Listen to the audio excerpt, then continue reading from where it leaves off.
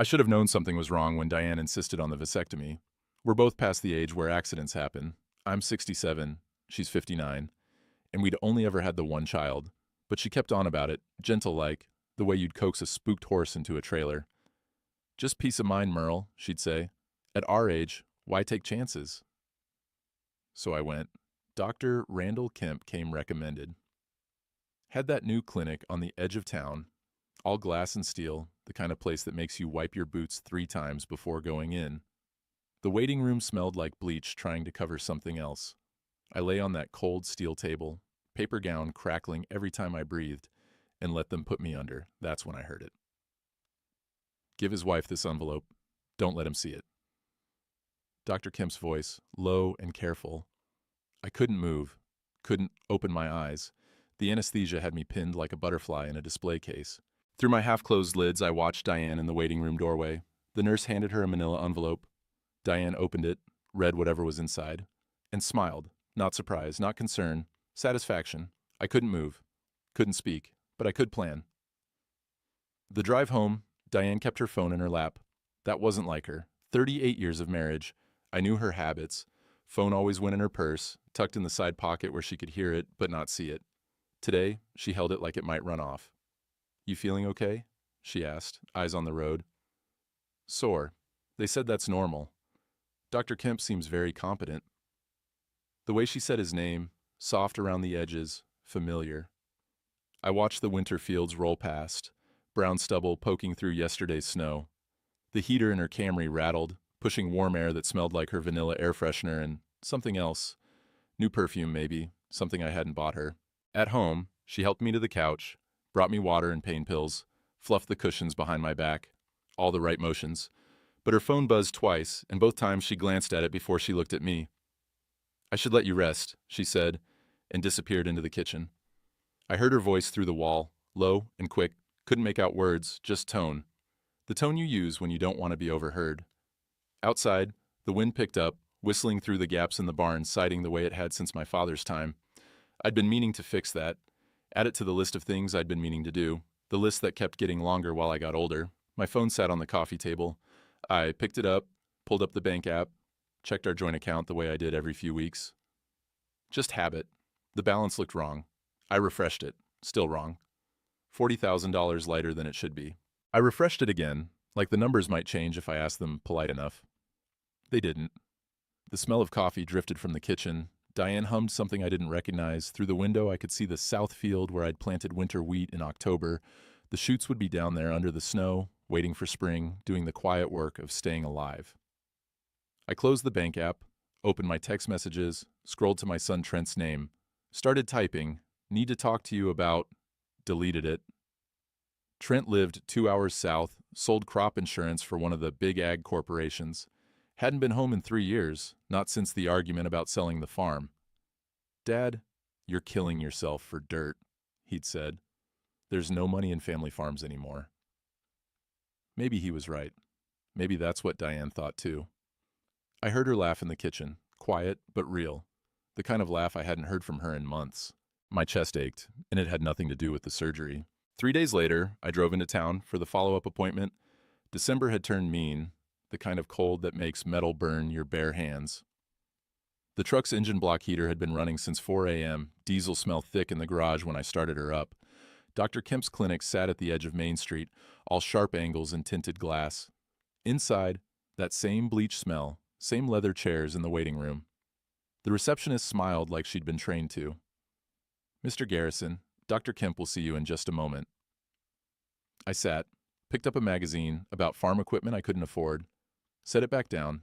The door to the back offices opened. Nurse Torres stood there, clipboard in hand. When she saw me, something flickered across her face. Not quite fear, more like guilt. Mr. Garrison, this way. I followed her down the hallway, past Dr. Kemp's office. The door was half open, and I glanced in without meaning to. Wall mat behind his desk, the kind with push pins. Red ones. 15, maybe 20 of them, scattered across the county.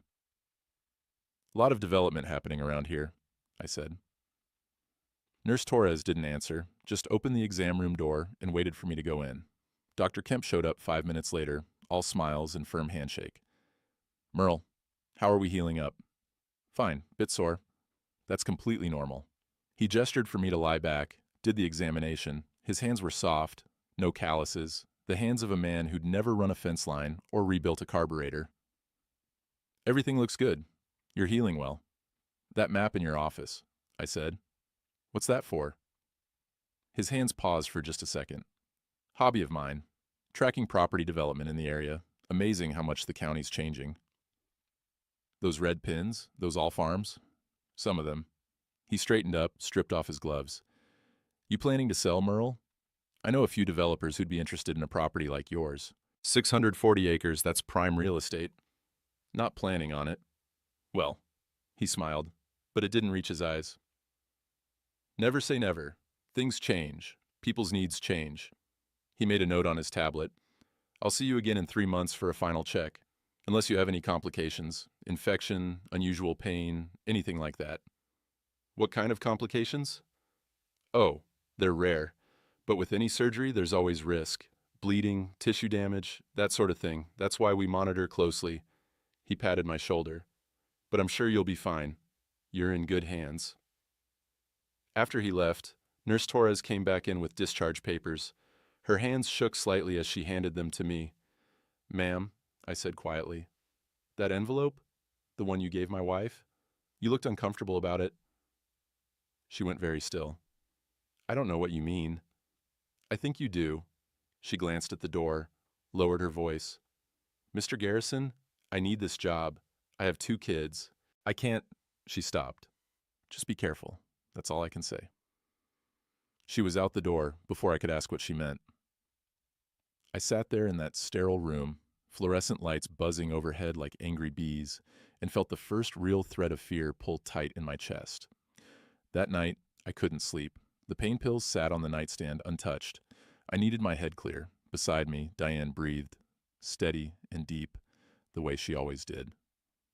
38 years, I'd listened to that sound. 38 years of her hair spread across the pillow, her hands sometimes reaching for mine in the dark. I got up careful, pulled on my jeans and flannel shirt in the bathroom so I wouldn't wake her. The house creaked in the cold, the way old houses do. Downstairs, I made coffee in the dark, watching the red light on the pot glow like an eye. The trash can in the kitchen still had yesterday's garbage. I pulled out the bag, set it on the floor, started going through it. Coffee grounds, potato peels, junk mail. Then I found it. An envelope from First Covenant Bank. Foreclosure warning notice. Addressed to both of us. Dated 2 weeks ago, before my surgery. Dear Mr. and Mrs. Garrison, this letter serves as formal notice that your mortgage payment is 3 months past due. Total amount owed, 47 theirs. If payment is not received by March 15, 2025, foreclosure proceedings will begin. 3 months. I'd been paying that mortgage the first of every month for 40 years, same as clockwork. Except I hadn't been. Someone had stopped the payments, someone with access to our joint account. The coffee pot beeped. I poured a cup, hands steady, and read the letter again. March 15th. That gave me 90 days. 90 days to lose everything my grandfather built in 1947, everything my father died trying to hold on to, everything I'd poured my life into. I heard footsteps on the stairs, shoved the letter in my jacket pocket, moved to the sink like I was just standing there drinking coffee. Diane appeared in the doorway, wrapped in her bathrobe. Merle, you okay? Couldn't sleep. Didn't mean to wake you. She came closer, put her hand on my back. Her touch felt like ice through my shirt. You're worrying about the farm again. Always do this time of year. Maybe... She paused, smiled, but it looked tired. Maybe we should talk about Trent's idea, about selling. We could retire, move somewhere warm. You could finally rest. I'll rest when I'm dead. She flinched. Don't say that. Why not? It's true. I turned to look at her, really look at her. The woman I'd married at 29, when she was 21 and working at her father's feed store. She'd smelled like grain dust in summer that day. Now she smelled like expensive perfume I'd never seen a bill for. Diane, where'd the $40,000 go? Her face went blank. What? $40,000. Missing from our account. Merle, I handle the finances. There have been expenses, the new tractor payment, the tractor's paid off. Has been for 2 years. She stepped back. Her hand went to her throat the way it did when she was cornered. You're checking up on me now? After everything I do to keep this place running while I what? While you pretend it's still 1985 and family farms matter. Her voice cracked. This place is dying, Merle. We're dying. I'm 59 years old and I'm drowning in debt and dirt and you won't even consider what? Giving up? Growing up. She wrapped her robe tighter. Dr. Kemp says at your age, stress like this can be dangerous. He says, since when do you discuss our finances with my doctor? She froze, just for a second, but I saw it. I don't. I just meant, he mentioned in general that men your age, you're on a first-name basis with him now? What are you accusing me of? The kitchen light flickered. Outside, the wind had picked up, rattling the windows in their frames. Somewhere in the barn, something metal banged against something else, over and over. I should have fixed that latch months ago. I'm not accusing you of anything, I said quietly. I'm asking a question. The money went to expenses, normal farm expenses. If you don't trust me to manage our household, Merle, then maybe you should do it yourself. Except you can't, can you? Because you can't even remember what day it is half the time. What's that supposed to mean? It means you're getting old. It means maybe Trent is right. Maybe you can't handle this anymore. And maybe someone needs to make the hard decisions because you won't. She left. I heard her footsteps on the stairs, the bedroom door closing. Not slamming, that would have been honest. Just closing, soft and final. I stood in the kitchen with the foreclosure notice burning a hole in my pocket and the first light of dawn creeping through the window. The coffee had gone cold in my cup. I pulled out my phone, stared at Huck Brennan's name in my contacts. Huck, who'd been in my unit in Vietnam. Huck, who I'd pulled out of a burning Jeep in '71. Huck, who lived 3 farms over and never asked questions when you showed up at his door at 5 in the morning. I started to dial, stopped, started again. The phone rang twice before his gravel voice answered. Merle, you okay? No, I said. No, I don't think I am. I'll put the coffee on. Huck's kitchen smelled like bacon grease and old coffee, the good kind that's been sitting on the burner since 4 a.m. He pushed a mug across the table at me, didn't say a word, just waited. That was Huck's way. In the jungle, he'd learned that sometimes silence got you more than questions. Diane's having an affair, I said. He took a sip of his coffee. You sure? Sure enough. I told him about the surgery, the envelope, the smile, the $40,000, the foreclosure notice I'd found in the trash. He listened without interrupting, his weathered hands wrapped around his mug. Through his kitchen window, I could see his cattle in the east pasture, breath steaming in the December cold. When I finished, he was quiet for a long minute. Then, remember Da Nang, when Rodriguez got hit? Yeah. You didn't panic. You didn't run. You got low, assessed the situation, called for backup. He met my eyes. This is the same thing. Different terrain. Same war. I'm 67, Huck. I'm tired. You were 22 in Da Nang and you had dysentery. You were tired then too. He stood up, pulled a file box from the top of his refrigerator. After Martha died, I started doing claims work for the VA, freelance consulting. You'd be surprised what you learn about people when you dig into their paperwork. What are you saying? I'm saying you need intel. I know how to get it. He sat back down. This Dr. Kemp, something about him bothers me. Way you described that map in his office. Farms with red pins. That's not a hobby, Merle. That's targeting. Targeting what?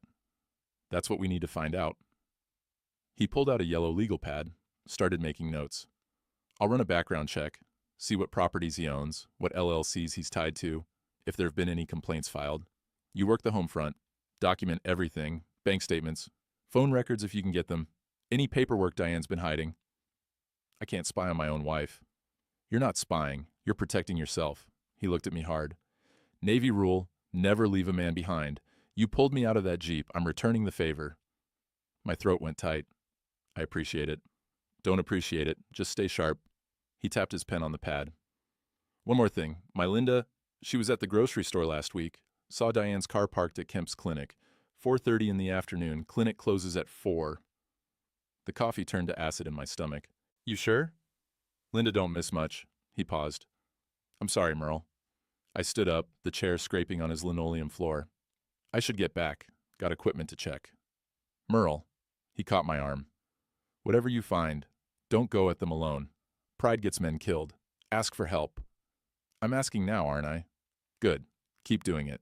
The drive home, the sky had gone from gray to that yellow-white that meant more snow coming. The radio played something about commodity prices, wheat down, corn steady. I turned it off. At the farm, I went straight to the barn. The tractor needed winterizing, the combine needed tarping, but I wasn't there for that. I was there because the barn was the one place Diane never went. In the northeast corner, behind the old grain augers, my father had built a workbench. 70 years of tools hung on pegboard walls, each one outlined in black marker so you'd know where it went back. I ran my hand over his socket set, still in the same tray where he'd left it the day before his heart attack. The smell of old motor oil and dust, the sound of sparrows nesting in the rafters. I pulled out my phone, started taking pictures of every bank statement I could pull up. The withdrawals started 18 months ago, small at first, 500 here, 1,000 there, then bigger, 5,000, 8,000. Always just under 10,000, I noticed. The reporting threshold. Someone knew what they were doing. My phone buzzed. Text from an unknown number. Check your water rights permit. Someone tried to cancel yours. LF. Lydia Finn, county clerk.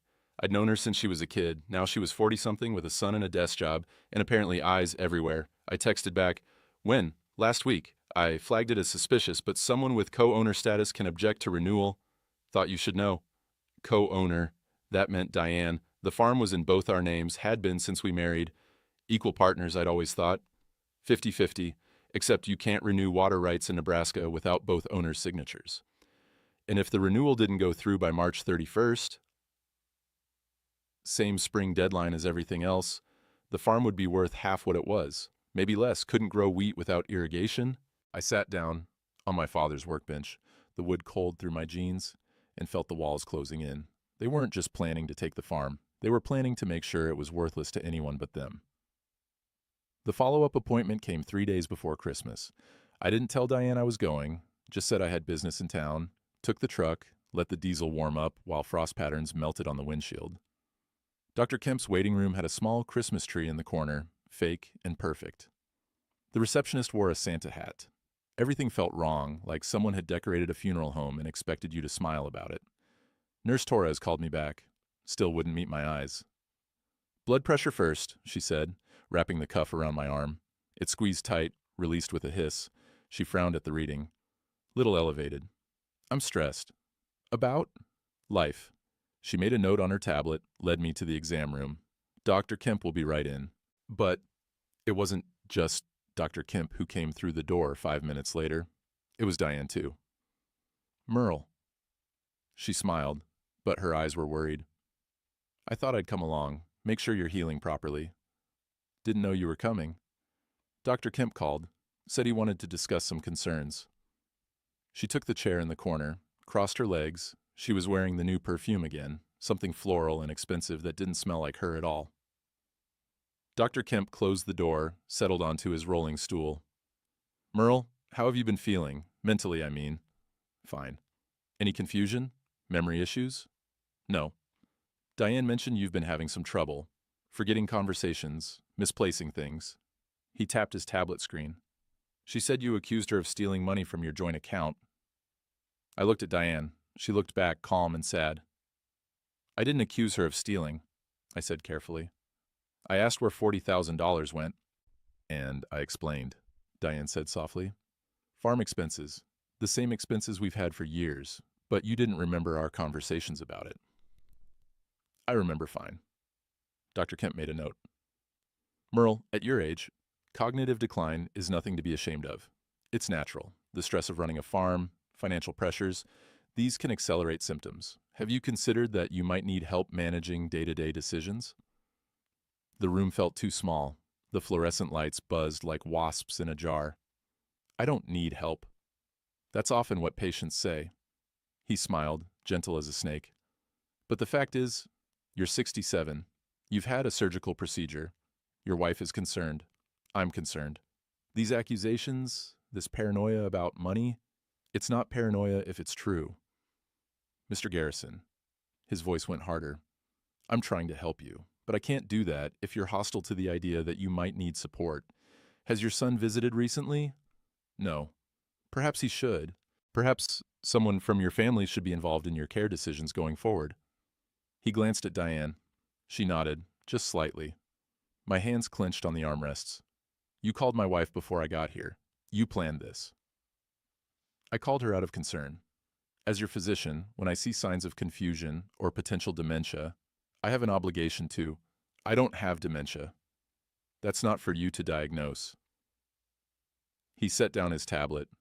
I'd like to run some cognitive tests, just basic assessments, memory, reasoning, that sort of thing, for your own protection. No.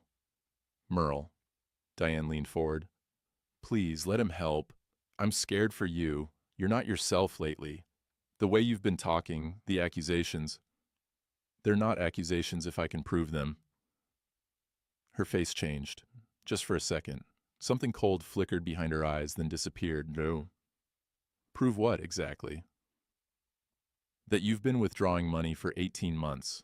That you tried to cancel the water rights permit. That you've been meeting with him. I pointed at Dr. Kemp. After hours when the clinics closed. Silence. The HVAC system hummed. Outside, someone's car alarm went off, then stopped. Dr. Kemp stood up slowly. Mr. Garrison, I think we need to be honest here. You're exhibiting signs of paranoid delusion. This kind of behavior, making wild accusations, conspiracy theories about your wife and your doctor, this is serious. I'm going to recommend a psychiatric evaluation. You're going to recommend what? It's for your own safety, and frankly, for the safety of those around you. Diane, has he been violent? No, she said quickly, then quieter. But he's been angry, more than usual. I'm sitting right here, I said. Stop talking about me like I'm not in the room. Dr. Kemp made another note. I'm documenting all of this. If you refuse treatment, refuse evaluation, that goes in your file. And if something happens, if you hurt yourself or someone else, that documentation will show we tried to help. He looked at me. Do you understand what I'm saying? I understood perfectly. He was building a paper trail, making me look crazy, making it so that anything I said, any evidence I found, could be dismissed as the ravings of a senile old man. I want a copy of my medical records, I said. Of course, we can have those ready in a week. I want them now. That's not how it works. There's a process. Then I'll get a lawyer to request them. Diane stood up. Merle, stop. Just stop. Her voice cracked. Why are you doing this? Why are you so determined to destroy everything? I'm not destroying anything. You are. You're destroying us. She grabbed her purse. Dr. Kemp, I'm sorry. I'll talk to Trent. Maybe he can get through to him. She left. The door closed behind her with a soft click. Dr. Kemp studied me for a long moment. You're going to lose, the farm, your wife, your family, because you can't accept that you're old and it's time to let go. Maybe, I said, but I'll lose on my feet, not on my knees. That's pride talking, pride and confusion. He opened the door. The offer for help stands, when you're ready to accept it. I sat in my truck in the parking lot for 20 minutes, hands on the wheel, engine running. The heater blasted warm air that smelled like old French fries from the McDonald's bag I'd forgotten under the seat last month. My phone rang. Trent, I let it go to voicemail. It rang again. I answered. Dad, Mom called. She's really worried about you. Is she? She said you're having memory problems, that you're accusing her of stealing. Dad, what's going on? Your mother's having an affair. Silence on the other end. Then, Jesus, Dad, do you hear yourself? I hear fine. She's not having an affair. She's taking care of you. She's been taking care of you for 40 years while you've been married to that farm. 640 acres your grandfather cleared, your great-grandfather homesteaded. And it's killing you. Don't you get that? You're 67 years old, you just had surgery, and you're spinning paranoid fantasies because you can't admit it's time to retire. My chest felt tight. You sound like her. Maybe we're both right. His voice softened. Dad, please. Let Mom handle the finances. Let the farm go. Move somewhere you can actually enjoy your life before it's over. The farm is my life. That's the problem, he sighed. Look, I'm coming up this weekend. We need to talk about this. All of us together, like adults. Don't bother. I'm coming anyway, because somebody needs to, before you... He stopped. Before... I what? Before you lose everything you're trying to hold on to. He hung up. I sat there watching shoppers come and go from the pharmacy next door. A woman with 2 kids, An old man with a walker. Normal people living normal lives, unaware that everything could be taken from you by the people you trusted most. My phone buzzed. Text from Huck. Found something. Come by tonight. Bring whiskey. I pulled out of the parking lot, tires crunching on road salt. The sky had gone gray again, heavy with snow that hadn't fallen yet. The kind of sky that made you feel like the world was pressing down, trying to bury you before you were ready. She looked at me like I was already dead. Maybe in her mind, I was. Huck's place looked like Christmas had thrown up on it. His daughter-in-law had been by, he explained, and she didn't believe in subtle decorations. Lights on every surface, a wreath the size of a truck tire on the door. Inside, the smell of wood smoke and coffee. We sat at his kitchen table with a bottle of Jim Beam between us and a stack of papers that looked like they'd come from a legal office. I called in some favors, Huck said. Guy I know works county records. Another one does title searches for a living. He spread out the papers. Dr. Randall Kemp owns 17 properties in this county. 15 of them used to be family farms. I looked at the list, recognized most of the names. The Hendricks place sold 3 years ago after Bill died. The Morrison farm sold 2 years back after Tom's heart attack. The Vickers property just last spring after Janet passed. All of them elderly, I said. All of them widowed or about to be. Huck pulled out another sheet. Here's where it gets interesting. Every single one of these people was treated by Dr. Kemp in the 6 months before they died or sold. The whiskey turned sour in my mouth. You're saying he's killing them? I'm saying there's a pattern. Could be coincidence. Could be he just happens to treat a lot of old farmers. But look at this. He pointed to a medical report. Bill Hendricks died of surgical complications after a routine procedure. Tom Morrison, same thing, infection following minor surgery. That happens.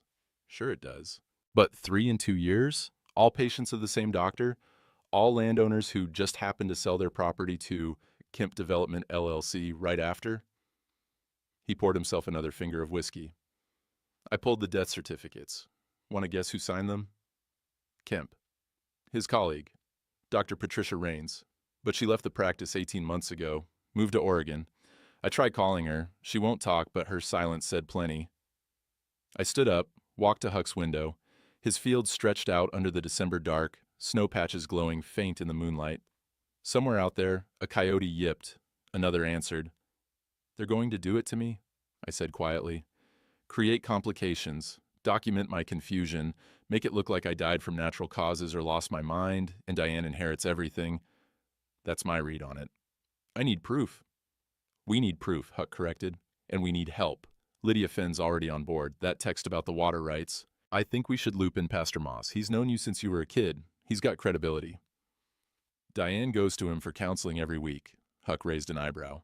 Does she now? That night, I went home to an empty house. Diane had left a note on the kitchen table.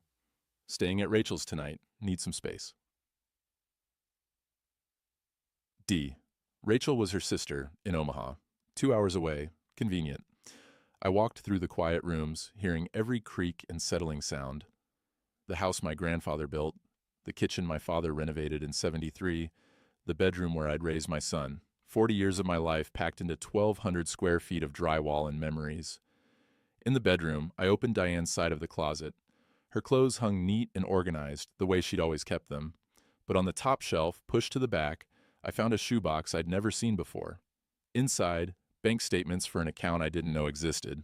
Withdrawal slips, deposit receipts, all in her name only. $47,000, accumulated over 18 months from our joint account, now sitting in her private Wells Fargo checking. Under the statements, a burner phone, the cheap kind you buy at gas stations. I powered it on. The battery was nearly dead, but had enough juice to show me the text history. All to one number, saved as R.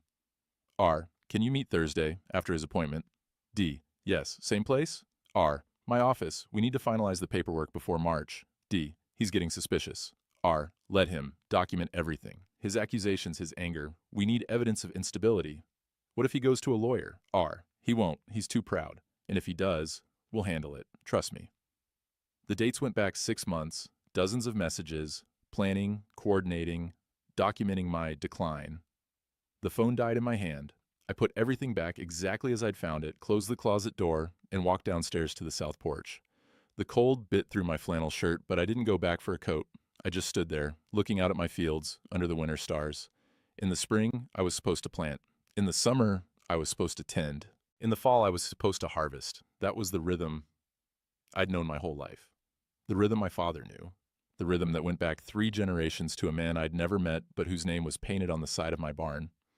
I pulled out my phone, looked at my contacts, scrolled past Trent's name. He'd already chosen sides. Past Diane's, she'd made her choice 18 months ago. I stopped at Pastor Eugene Moss. It was nearly midnight, but I called anyway. He answered on the third ring, voice thick with sleep. Merle? What's wrong? Everything, I said. Everything's wrong, and I need someone who will believe me. I'll put the coffee on. Come now.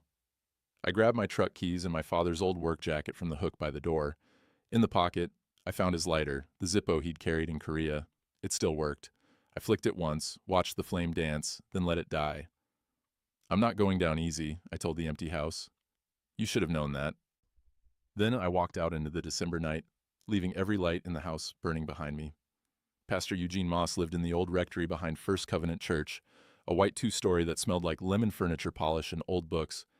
He met me at the door in his bathrobe and slippers, white hair sticking up on one side. Come in, coffee's brewing. We sat in his study, surrounded by walls of theology books and framed photos of 50 years of congregations. Through the window, I could see the church cemetery where my parents were buried, their headstones pale gray in the moonlight. I told him everything, the surgery, the envelope, the money, the text messages. He listened without interrupting, hands folded on his desk like he was praying. When I finished, he was quiet for a long time. The coffee pot in the corner gurgled and hissed. Diane came to see me last week, he said finally. She was crying, said you'd been acting strange, paranoid, said she was worried you were having a breakdown. My chest tightened. And you believed her? I didn't not believe her. She's been a member of this congregation for 38 years, Merle. I've counseled her through miscarriages, through your father's death, through Trent leaving. She's never lied to me. She is now. He poured 2 cups of coffee, pushed one across the desk to me. The smell was burnt, the way church basement coffee always is. Show me proof. I pulled out my phone, showed him the bank statements, the withdrawal patterns, Lydia's text about the water rights. He studied each one, his weathered face unreadable. This isn't conclusive, he said. A good lawyer would say these are financial disagreements between spouses. The text from Lydia proves someone tried to cancel your permit, but not who. It's her. She's co-owner. Can you prove she signed the objection? I couldn't. Not yet. Pastor Moss sighed. Merle, I want to believe you. But I need more than suspicion. I need... His phone rang. He glanced at it, frowned. It's Diane. He looked at me. Do you want me to answer? Go ahead. He put it on speaker. Diane, it's late. Her voice came through, tearful and breathless. Pastor, I'm sorry to call. I drove past the house and Merle's truck is gone and all the lights are on.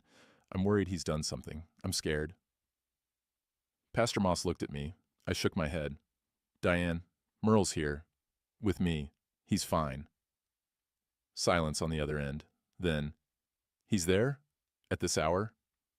He needed to talk. About what? Her voice changed, went cautious. What did he say? That's between him and me. Pastor Moss's voice was gentle but firm. Go home, Diane. Get some rest. We'll sort this out in the light of day. Pastor, he's not well. He needs help. Professional help. I've been trying to protect him, but he won't listen, and I'm afraid. Diane. He cut her off. I've known Merle since he was 10 years old. He's sitting across from me right now, calm and lucid, telling me things that concern me deeply. Now I'm not taking sides, but I'm not dismissing him either. Do you understand? Another long silence. I see. Her voice went cold. I thought you were on my side. I'm on God's side, and God's side is the truth, wherever that leads. She hung up. Pastor Moss set down his phone. Well, that was interesting. She's going to tell everyone I'm crazy. Let her try. He stood up, walked to his window. Sunday service? I'll be watching. I'll be listening. And if what you're saying is true, Merle, if this doctor and your wife are conspiring... He turned to face me. A man's word used to mean something. I'm sorry the world changed. But I haven't. You bring me proof, I'll stand with you. The church potluck was 2 days later, the Sunday before Christmas. I almost didn't go, but Huck said that would be worse. Hiding made you look guilty, so I went. The fellowship hall smelled like casseroles and burnt coffee, sounded like the low murmur of small-town conversation. When I walked in, the murmur stopped, just for a second, then started up again, quieter. I got a plate, filled it with ham and scalloped potatoes I couldn't taste, and found a table in the corner. Huck joined me. So did Lydia Fenn, which surprised me. She set down her plate and met my eyes. "People are talking," she said quietly. "Let them. They're saying you've been making accusations, that Diane's beside herself with worry." She pushed green beans around her plate. "They're saying Dr. Kemp is concerned about your mental state." "I bet he is." She glanced around, leaned closer. "I pulled the objection form on your water rights. Want to guess whose signature is on it?" "Diane's. And it's notarized by Dr. Kemp's receptionist." She pulled a folded paper from her purse, slid it across the table. "That's your copy. Might want to keep it somewhere safe." Across the room, Diane stood with Dr. Kemp and his wife. She was laughing at something he'd said, touching his arm. When she saw me looking, her smile faltered. Then a woman I didn't recognize approached my table. Older, maybe 70, with gray hair pulled back tight. She set down her coffee cup and looked at me with eyes that had seen hard things. "Mr. Garrison, I'm Julia Vickers. My husband Bill sold his farm to Dr. Kemp 3 years ago. He died 2 weeks after the sale." Her voice was steady, but her hands shook. "I'd like to talk to you about complications." Julia Vickers came to the farm on a Tuesday afternoon when the sky was the color of old nickels and the wind had teeth. She drove a Honda Civic with a rosary hanging from the rearview mirror and a bumper sticker that said, "Farm Widow." We sat at the kitchen table with coffee and the kind of silence that comes before hard truths. "Bill had a hernia repair," she said finally. "Simple procedure. Dr. Kemp did it, said it went fine. No complications. 2 weeks later, Bill had an infection, fever, chills. Kemp said it was normal, prescribed antibiotics. The infection got worse. Bill went septic, died 3 days later in the hospital." "I'm sorry." "Don't be sorry yet." She pulled papers from her purse. "After Bill died, I found out our mortgage was 4 months behind. He'd never missed a payment in 30 years, and suddenly we were in foreclosure. I was so confused, so broken, I just wanted it over. Dr. Kemp's development company made me an offer. Quick sale, cash. I took it." She spread out the papers, medical records, death certificate, bank statements. "Then I couldn't sleep. Something felt wrong, so I hired a lawyer, had him look at everything. Want to know what he found?" She pointed to a surgical report. Kemp documented complications during Bill's surgery, excessive bleeding, tissue damage. Except Bill never mentioned any of that. Never had unusual pain. The complications appeared in the records, but not in real life. My coffee had gone cold. He was building a paper trail. For when Bill died, yes. So it would look like surgical complications, not malpractice, not murder. She met my eyes. "My lawyer said we couldn't prove anything. Medical records are gospel. Bill was 73, had a weak heart. The infection could have been legitimate. We'd never win in court." "But you don't think it was legitimate?" "I think Dr. Kemp is very good at making death look natural." She pulled out another document. I did some digging, found 2 other widows, Tom Morrison's wife Ellen and Sarah Hendricks. Same story. Routine procedures, documented complications, sudden deaths, quick farm sales to Kemp Development. "They'll testify?" "Ellen will. Sarah's too scared." Julia folded her hands. "Mr. Garrison, if you're planning to fight this man, you need to know. He's careful, he's smart, and he's got money for lawyers who'll bury you in paperwork." "I don't have a choice." "You do. You could walk away, sell the farm, take what you can get, start over." I looked out the window at the south field, bare earth and stubble, waiting for spring, waiting for me to do what 3 generations of Garrisons had done: plant, tend, harvest, the rhythm that made sense when nothing else did. "This land's all I got," I said. "It's all I am." That's what Bill said, too. That night, Trent showed up unannounced. I heard his Lexus pull into the drive, saw his headlights sweep across the barn. He knocked once, then came in without waiting. "Dad." "Trent." He looked around the kitchen like he was cataloging evidence. The coffee cup in the sink, the stack of papers on the table, the old man living alone in a house too big for him. "Mom's worried sick," he said. She says you've been accusing her of stealing, that you think she's having an affair. Dad, do you know how crazy that sounds? It's not crazy if it's true. It's not true. It's paranoid delusion. Dr. Kemp says, Dr. Kemp's sleeping with your mother. Trent's face went red. Jesus Christ, Dad, listen to yourself. I found the text messages. What text messages? Show me. I couldn't. The burner phone had died and I hadn't charged it. Hadn't wanted Diane to know I'd found it. Stupid. Sloppy. I saw them, I said. Where's the phone now? She must have moved it. Trent sat down heavily, put his head in his hands. Dad, please. I'm begging you. See a doctor. Not Kemp, someone else. Get evaluated. Because right now, you sound like... Like what? Like Grandpa, at the end. When he started forgetting things, seeing things that weren't there. Trent looked up and his eyes were wet. I don't want that for you. I don't want to watch you disappear. My throat closed up. My father had died at 71, 3 years younger than I was now. The last year had been bad. Dementia, the doctors called it. He'd thought my mother was still alive. Kept setting a place for her at dinner. Thought it was 1960, time to plant corn. Forgot my name sometimes. I'm not disappearing, I said. Then prove it. Show me the phone. Show me the messages. Show me something other than your word against Mom's. I couldn't. He stood up. I'm taking Mom's side on this. Not because I don't love you, but because someone has to protect you from yourself. We're going to talk to a lawyer about getting you evaluated. About transferring financial decisions to someone competent.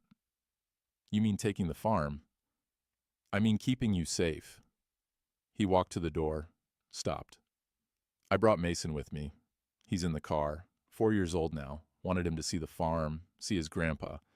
But I can't bring him in here. Not with you like this. Through the window, I could see the shadow of a child in the back seat. Small head, probably clutching some toy or tablet. My grandson, who I'd never met. Who'd never see this place in spring, never learn the soil blessing, never know what it meant to finish what you started. Something broke in me then. Not clean, like bone. Messy, like old wood that's been holding too much weight too long. Bring him in, I said. Please. Not today. Maybe when you're better. He left. I stood at the window, watching his taillights disappear down the county road, carrying my grandson away from the only inheritance I had to give him. Maybe everyone was right. Maybe I should just let go. I almost gave up. That's the truth of it. 3 days after Trent left, I sat in the barn with my father's old Remington 870 across my lap, not planning anything specific, just holding it, feeling its weight, thinking about how easy it would be to stop fighting. That's when Huck found me. He didn't say anything, just took the shotgun, unloaded it, set it on the workbench. Then he pulled up an overturned bucket and sat down. Martha died in March, he said, 3 years ago. Spring planting time. I sat in my barn for 2 days with my deer rifle, having the same conversation you're having right now. What changed? My daughter showed up, said, "Yeah, Dad, you don't get to quit. Not before you teach my son how to bale hay," so I didn't. He looked at me. You got a grandson you never met? You really want him growing up thinking his grandpa was the crazy old man who lost everything? I am losing everything. Not yet, you're not. He pulled out his phone. Sheriff Marcus called me this morning. He's been looking into Kemp. Found something interesting in the medical examiner's records. He showed me a document. An internal memo, 3 years old, flagged for review, but never acted on. 3 suspicious deaths, all post-surgical, all Kemp's patients. The examiner had noted the pattern but been overruled by the county medical board. Why? I asked. Because Dr. Kemp's wife is on that board, and because the county prosecutor's sister works in Kemp's office. Huck's smile was grim. Small towns, everyone's connected. But Sheriff Marcus doesn't like doctors who think they're above the law. He's willing to ask questions. We just need to give him something solid enough to get a warrant. The burner phone, but Diane moved it, and so we make her bring it back. The trap was simple. Huck called Diane, told her I'd had a fall in the barn, hit my head, was confused and asking for her. Could she come check on me? She arrived within 30 minutes. I was sitting at the kitchen table when she came in, holding an ice pack to my head that didn't need one. Huck was in the barn, supposedly checking on the equipment. Really, he was watching through the window with his phone recording. Merle. Diane rushed over, put her hand on my shoulder. She smelled like that expensive perfume, and underneath it, fear. Are you okay? Huck said you fell. Yeah, can't remember exactly how. Everything's fuzzy. Let me see. She examined my head, her touch gentle. For just a second, she was the woman I'd married. The woman who'd stayed up all night when Trent had croup. The woman who'd held my hand at my father's funeral. Then she said, maybe we should call Dr. Kemp, have him check for concussion. And the spell broke. No doctors, I said. Just need to rest. Ooh. Merle, you could have a head injury. You're not thinking clearly. I'm thinking fine. I looked at her. Diane, I need to ask you something. And I need you to tell me the truth. She went very still. Okay. Are you having an affair? No. She said it without hesitation, looking right at me. Merle, I'm not. I swear, on Trent's life. Then why were you at Kemp's office after hours? Why is there $40,000 in an account I don't know about? Why did you try to cancel the water rights? Her face crumbled, started crying, real tears. Because I'm scared. I'm scared we're going to lose everything, and you won't see it. The farm is failing, Merle. We're drowning in debt. I took that money to save it, to make payments you weren't making because you forgot. I didn't forget. You did. You do. You're forgetting more and more, and you won't admit it, and I don't know what to do. She grabbed my hands. Dr. Kemp's been helping me, as a friend, advising me on how to handle the finances, how to talk to you about selling before we lose it all. That's it. That's all it is. She was good. I almost believed her. Show me your phone, I said. What? Your phone. Show me there's nothing there. She pulled out her iPhone, handed it over. I scrolled through her messages. Nothing suspicious. Text to Trent, to her sister, to church friends. Nothing to Kemp, because she'd been using the burner.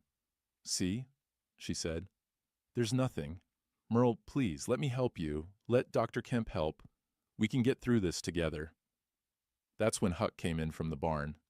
Diane, he said. Sheriff Marcus would like to talk to you.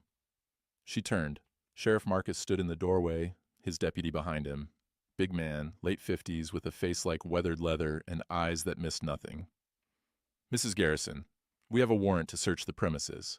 We're looking for a secondary phone, possibly a burner, that we believe contains evidence of fraud and conspiracy. Diane's face went white. I don't know what you're talking about. We also have a warrant for Dr. Randall Kemp's arrest. He's being brought in right now for questioning regarding falsified medical records and suspicious deaths. Sheriff Marcus stepped inside. You want to tell me where that phone is? Cooperation goes a long way. She looked at me, then at Huck, then back at the sheriff.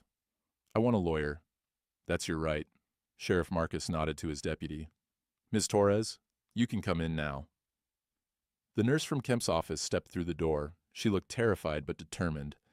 Mrs. Garrison, she said quietly, I'm sorry, but I can't stay silent anymore.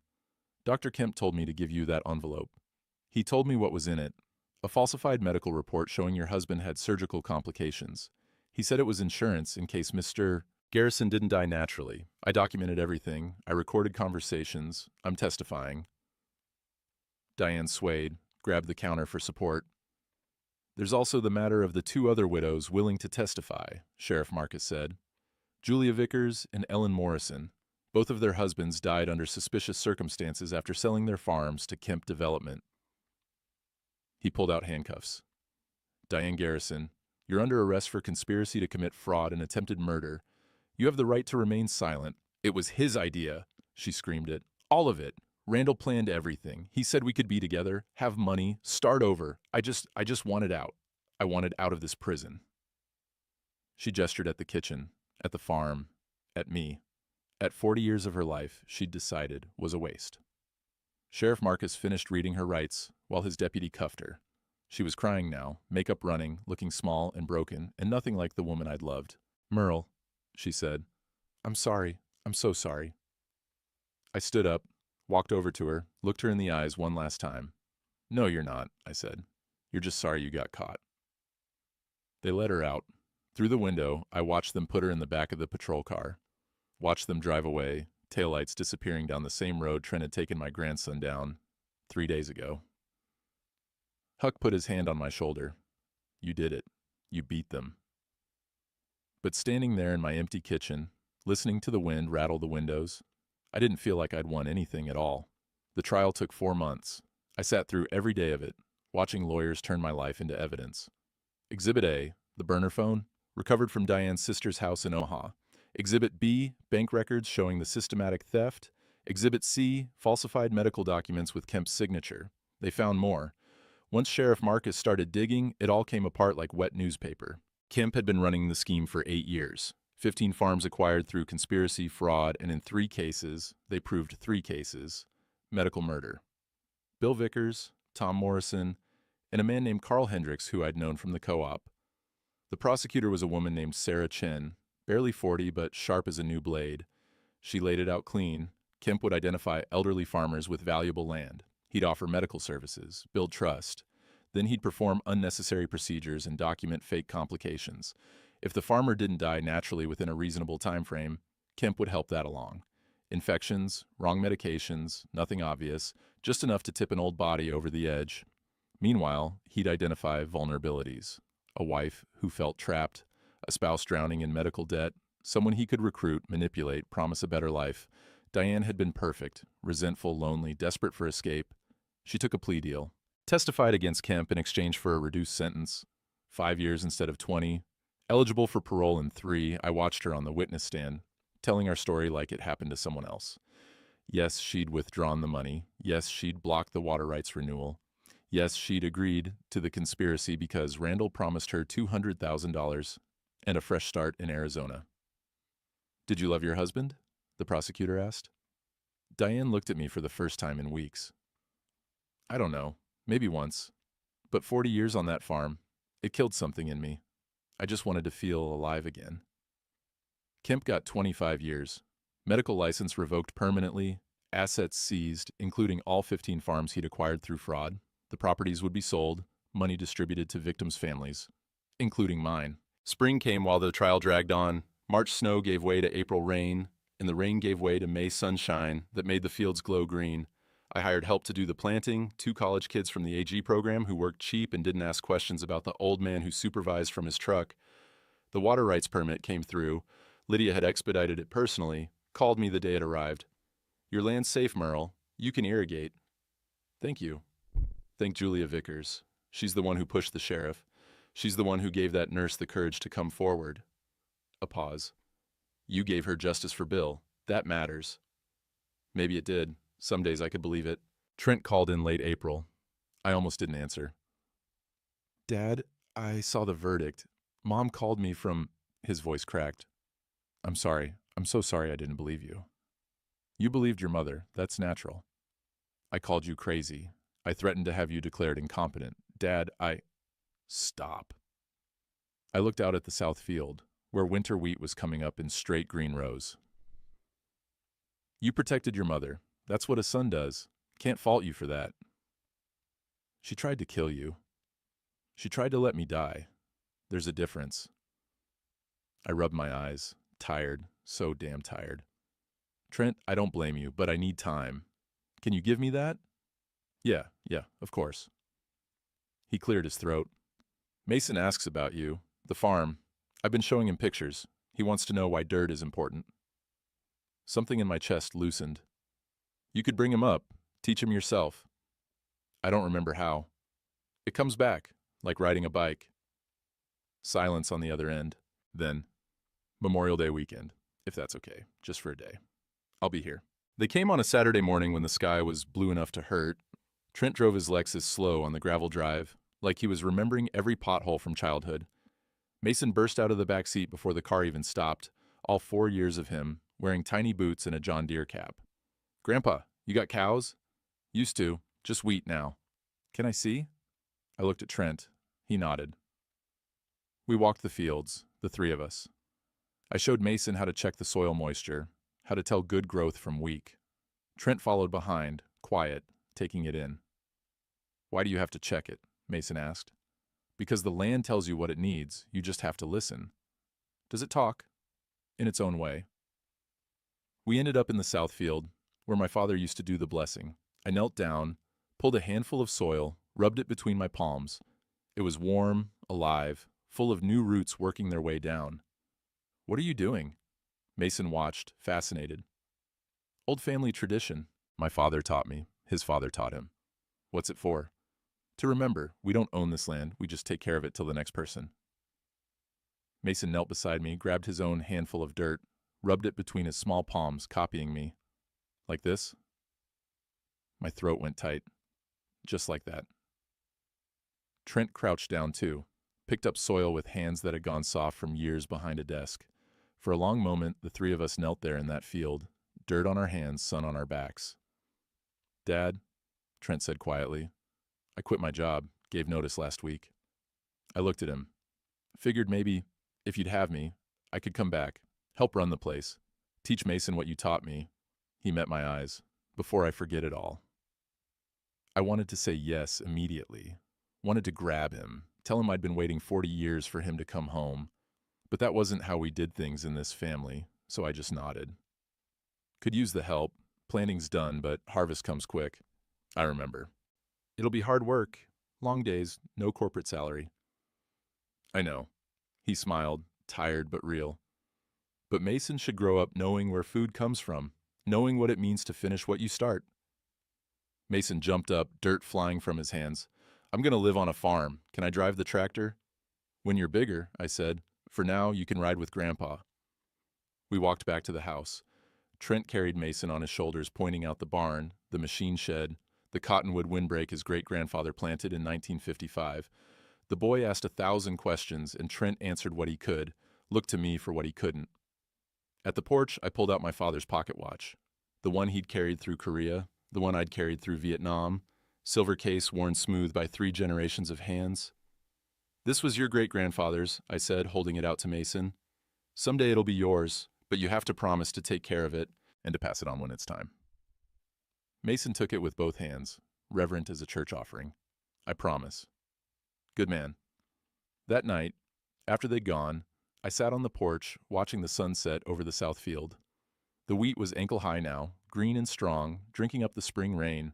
In a few months, it would be golden, ready for harvest. The rhythm I'd known my whole life, the rhythm that would continue after I was gone. I heard them then, my father's voice from 40 years ago. Land doesn't lie, son. People do, but land tells the truth if you listen. And my grandfather's voice from before I was born, passed down through stories. A garrison finishes what he starts. I'd finished. Despite everything, I'd finished.